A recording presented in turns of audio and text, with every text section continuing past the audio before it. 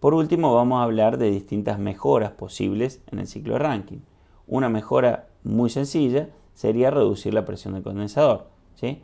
Si nosotros reducimos la presión del condensador, tendremos que al ingreso del condensador tendremos una mezcla líquido-vapor con gran presencia de líquido y saldremos del condensador en el punto 1' con nuevamente líquido saturado. Como vemos, toda el área que ganamos al pasar del ciclo 1, 2, 3, 4 al ciclo 1', 2', 3, 4', ¿sí? Repercute en una mejora de la eficiencia, ya que el área encerrada en el ciclo, en un ciclo reversible como es este caso, ¿sí? El área encerrada en el ciclo de un gráfico TS es básicamente el trabajo que obtenemos del ciclo, el trabajo neto, ¿sí? Entonces, si comparamos el trabajo neto con el calor que tenemos que entregar en la caldera, veremos que hay un aumento del área por descender la presión del condensador. ¿Qué problemas tiene esto? Bueno, fundamentalmente que en el condensador estaríamos nuevamente, si ingresamos al punto 4', estaríamos generando gotas de líquido en los álabes de la turbina. Y por otro lado tendríamos otro problema, que es que estaríamos bajando la temperatura a la que opera el condensador, y el condensador puede operar a una temperatura mínima que tiene que ver con el agua que utilicemos para enfriar el fluido que circula en el ciclo. Es decir, que normalmente si acá utilizamos un curso de agua cercano, agua de río, agua de mar, para enfriar el ciclo, el fluido que opera en el ciclo, lo que tendremos es que la temperatura mínima es la temperatura que tiene el curso de agua cercano. Por lo tanto, no podremos ir por debajo de ese valor. Otra de las formas de mejorar el ciclo Rankine es aumentar la temperatura de sobrecalentamiento, ¿sí? Básicamente, acá lo vemos, esta es el área que mejoramos, ¿sí? Mejoramos el trabajo neto, ¿sí? Aunque también tenemos una cierta pérdida debido a que entre el punto 2 y el punto 3 tenemos que entregar menos calor que entre el punto 2 y el punto 3', que es el calor que se entrega en la caldera. Sin embargo, lo que logramos es un cierto aumento en el área encerrada dentro del ciclo, y ese aumento en el área encerrada dentro del ciclo repercute luego en la eficiencia del ciclo, ¿sí? Es decir que podríamos tratar de incrementar la temperatura de salida de la caldera. Sin embargo, esto tiene un límite físico, ¿sí? Ya que hay una temperatura máxima que puede resistir las cañerías que operan dentro de la caldera, y a su vez hay una temperatura máxima que pueden soportar los álabes de la turbina. Recordemos que entre el punto 3' y el punto 4', lo que hacemos es ingresar con vapor sobrecalentado a la turbina. Por último, podríamos aumentar la presión en la caldera. Eso generaría este incremento de área, ¿sí? Que está marcada como rosada. Sin embargo, si incrementamos la presión en la caldera, la temperatura máxima de salida de la caldera se va a mantener constante, es decir, que lo que vamos a ganar como área rosada lo vamos a perder si operásemos a una presión menor, como por ejemplo la presión 2, 3, lo perdemos como esta área, ¿sí? Es decir, que esta opción no es tan clara, ya que lo que ganamos en el área rosada casi podría estar equiparando lo que perdemos en el área gris. Es decir, que el aumento del trabajo neto, es decir, del área neta encerrada dentro del ciclo, no es claramente superior en el caso de aumentar la presión de la caldera respecto de los casos anteriores que vimos. Por último, podríamos generar un ciclo Rankine supercrítico, es decir, que entre el punto 2 y el punto 3 operemos isobáricamente, pero en una isobara supercrítica, es decir, una isobara que opere a una presión mayor que la presión del punto crítico, ¿sí? Que es esta presión, ¿sí? Si la isobara entre el punto 2 y el punto 3, P2,3, es mayor a la presión del punto crítico, entonces estaremos operando en un ciclo de Rankine denominado supercrítico. Como vemos, en este caso está clarísimo que hay un gran aumento del área debajo de la curva en una gráfica TS. Eso repercutirá en el cálculo del trabajo neto, ¿sí? Y luego repercutirá claramente en la eficiencia del ciclo, ¿sí? Por último, vamos a ver dos mejoras del ciclo Rankine.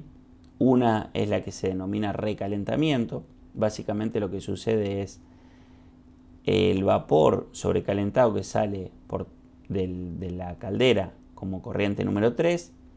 Lo que hacemos es hacerla pasar por dos turbinas. Una primera turbina de alta presión y una segunda turbina de baja presión. Por lo tanto, entre el punto 3 y el punto 4 lo que hacemos es una primera expansión adiabática, ¿sí? Que la vemos aquí, entre el punto 3 y el punto 4. Luego lo que hacemos es, con esta corriente que sale en el punto 4, la volvemos a mandar a la caldera para aprovechar ¿qué? Para aprovechar básicamente la temperatura de los gases de combustión. Recordemos que una caldera básicamente es una especie de calefón, ¿sí? Es decir, que los gases de combustión siempre están mucho más calientes que la temperatura del vapor que está circulando por el ciclo. Por lo tanto, hacemos una expansión, lo mandamos ese vapor sobrecalentado del punto 4, lo mandamos nuevamente a la caldera, volvemos a tomar calor de los gases de combustión que están mucho más calientes que el vapor sobrecalentado del punto 4, lo calentamos hasta el punto 5, ¿sí? Isobáricamente de nuevo, y entre el punto 5 y el punto 6 operamos con la turbina de baja presión, ¿sí? Es decir que operamos con la turbina de baja presión y luego nuevamente pasamos al condensador, llegamos al líquido saturado y una vez que tenemos líquido saturado nuevamente entramos a la bomba. Es decir que básicamente lo que hicimos es dividir la turbina en dos turbinas, una de alta presión y una de baja presión. ¿Para qué? Para aprovechar toda esta área que se genera, ¿sí? Por efecto del recalentamiento. Entonces nuevamente vemos que en el gráfico TS hay un incremento neto del área debajo de la curva en el ciclo y eso repercute claramente en la eficiencia del ciclo. Para calcular la eficiencia del ciclo, ahora lo que tendremos es el trabajo neto del ciclo sobre el calor de entrada, ¿sí? Fijémonos que siempre estamos pensándolo normalizado al caudal másico, es decir que si hay mayor caudal operando en el ciclo, mayor va a ser la energía total que me entregue, ¿sí? Y si hay menor caudal será menor.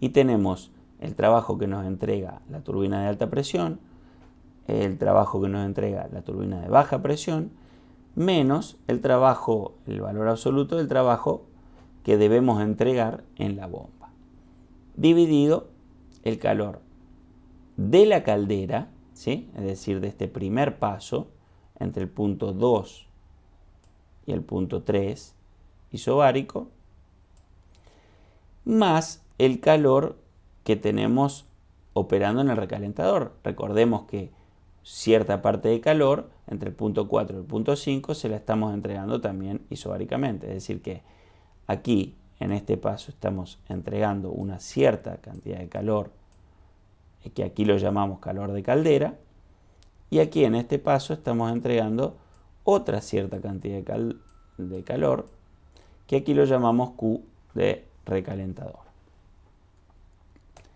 Por último, la última de las mejoras del ciclo Rankine es la que se conoce como ciclo con regeneración.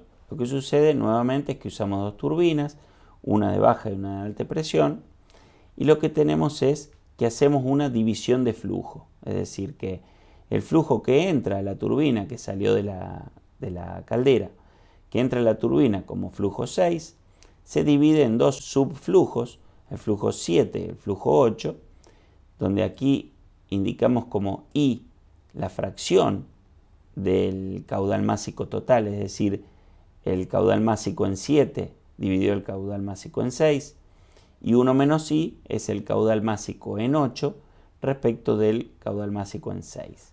Luego, la salida de la turbina de alta presión, corriente 7, flujo I, se usa para calentar la entrada de la caldera, ¿sí? Es decir, que este flujo que sale en 7 lo usamos ya que tiene una temperatura más alta que la temperatura del punto 2, es decir, la temperatura que entra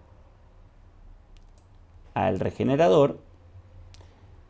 Este flujo 7, que está más caliente que el flujo 2, lo utilizamos para recalentar este flujo 2, ¿sí? Por lo tanto, lo que hacemos es básicamente integrar energéticamente el ciclo, es decir, que usamos una subcorriente, que es la corriente 7, para calentar la entrada a la caldera. Es decir, precalentamos en el regenerador, precalentamos la corriente 2 para gastar menos energía dentro de la caldera, para ir desde el punto 9, ¿sí?, hasta el punto 6. ¿Sí? El punto 9 está ubicado aquí. Es decir que fundamentalmente lo que hacemos es utilizar el calor de una subcorriente, que es la corriente 7, para precalentar la masa total que fluye desde 2 a 9. ¿Sí? Veamos que el subflujo 7 pierde calor, se convierte en el flujo 3 y luego se mezcla con el otro subflujo, que es el subflujo 8, para volver a tener el flujo total en 1 antes de entrar a la bomba. La eficiencia del ciclo se puede calcular haciendo un análisis tanto del regenerador, de la turbina, como de la bomba, que no lo vamos a hacer por complicación algebraica, pero fundamentalmente podemos llegar a esta conclusión, que es la eficiencia del ciclo, si nosotros conocemos las entalpías de la corriente 6, la corriente 7, la corriente 8 y la corriente 1 y 2, que son las corrientes que entran a la bomba. Y la corriente 6 y 9, que son parte de las corrientes que entran al generador. Es decir, que conociendo cuál es la fracción que dividimos de flujo para obtener el flujo 7 y el flujo 8, y además conocemos las condiciones de cada una de estas corrientes, es decir, valores de temperatura y de presión y condición si está como líquido subenfriado, como vapor sobrecalentado, lo que podemos hacer es calcular la eficiencia del ciclo Rankine con regeneración.